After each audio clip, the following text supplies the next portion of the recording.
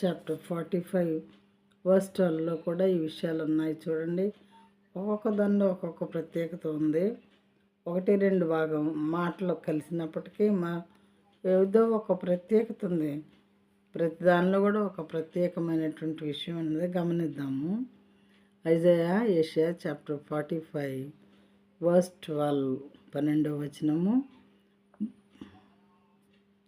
Made the earth, I made the earth and created man on it. I made the earth and created man on it.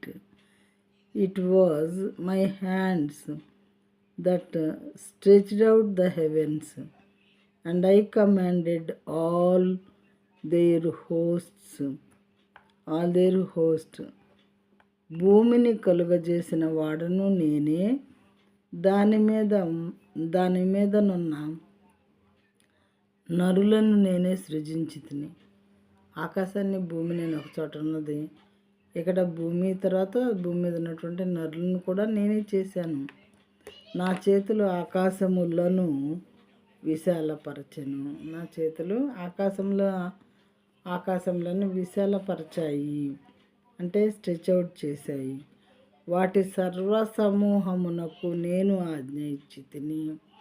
వాటి సర్వసమూహానికి దేవుడు ఏ ఆజ్ఞ ఇస్తే ఆ ఆజ్ఞనవి నెరవేర్చినవిగా ఉన్నాయట.